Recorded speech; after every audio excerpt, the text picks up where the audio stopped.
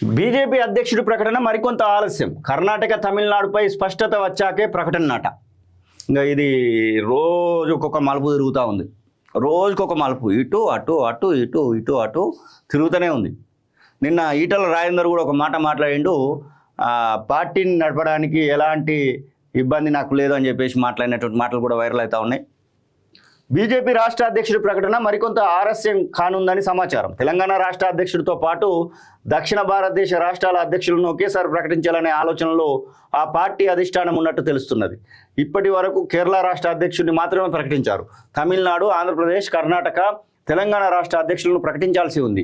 అయితే తమిళనాడులో వచ్చే సంవత్సరం అసెంబ్లీ ఎన్నికలు జరగాల్సి ఉన్నందున అక్కడి రాజకీయ పరిస్థితులకు అనుగుణంగా నిర్ణయం తీసుకోవాల్సి ఉన్న నేపథ్యంలో ప్రకటనలో జాప్యం అవుతున్నట్టు తెలుస్తున్నది. అక్కడ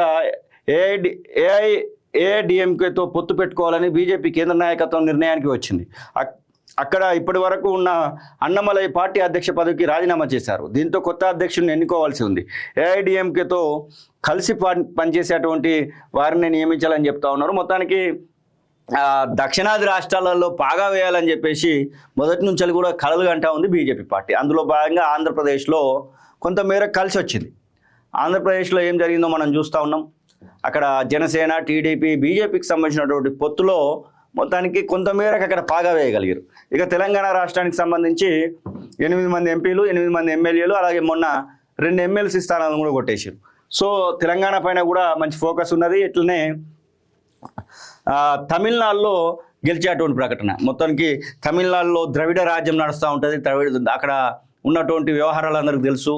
స్టాలిన్ ఇప్పుడు అక్కడ ముఖ్యమంత్రిగా కొనసాగుతూ ఉన్నారు. మొత్తానికి ముఖ్యంగా వాళ్ళ యొక్క ఆత్మాభిమానం, ముఖ్యంగా తమిళనాడుకు సంబంధించినటువంటి వాళ్ళు మాత్రము వాళ్ళకు ఉన్నటువంటి రాష్ట్రం మీద ఆత్మాభిమానం ఎక్కువ ఉంటుంది. దేశం కంటే ఎక్కువగా వాళ్ళు రాష్ట్రం మీద ఆత్మాభిమానంతో ఉంటారు. కాబట్టి అక్కడ బీజేపీ పాగా వేస్తే మాత్రం ఇంకా వాళ్ళకు తిరిగి ఉండదు, దేశంలో తిరిగి ఉండదు.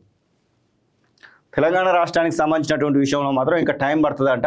రాష్ట్ర అధ్యక్షుడి ప్రకటనకు ఎవరైతారు ఏందనేది పక్కన పెడితే ఒక పోటీ మాత్రం కొనసాగుతూ ఉంది.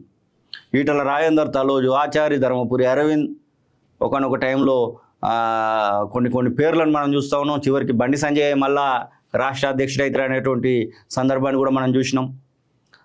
ఒక్కొక్క సందర్భంలో ఒక్కొక్క పేరును మనం చూస్తూ వచ్చినాం.